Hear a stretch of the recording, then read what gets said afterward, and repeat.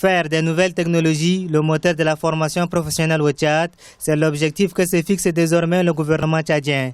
À travers son projet Booster Technologie, le ministère de l'Enseignement supérieur et de la Recherche scientifique envisage de régler définitivement les problèmes de l'accessibilité et de la qualité de la formation dispensée dans les établissements supérieurs du pays. Le projet numérique prévoit la création de réseaux virtuels pour interconnecter les structures universitaires du pays afin de permettre aux étudiants et aux enseignants d'échanger à distance. Il y a eu la création d'une université virtuelle dont l'objectif principal est d'utiliser les TIC pour augmenter le taux d'accessibilité au système d'enseignement et de recherche.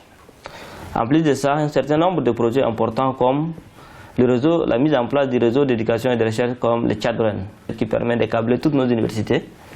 Et donc ça permet d'avoir les bibliothèques virtuelles numériques, éventuellement la gouvernance universitaire et tous les services offerts par l'université ou par les centres de recherche. C'est pourquoi donc dans toutes ces structures-là, il y a des bases de données qui ont été déjà élaborées. En attendant l'appui des partenaires internationaux, le gouvernement tchadien a injecté 10 millions de dollars pour soutenir le projet numérique qui permettrait de rehausser le niveau de la formation professionnelle à travers le pays.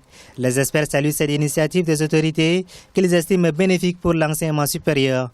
Nous n'avons pas perdu du temps. Nous avons envoyé nos experts.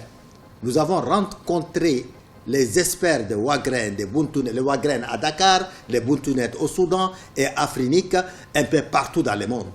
Tout ça pour faire quoi?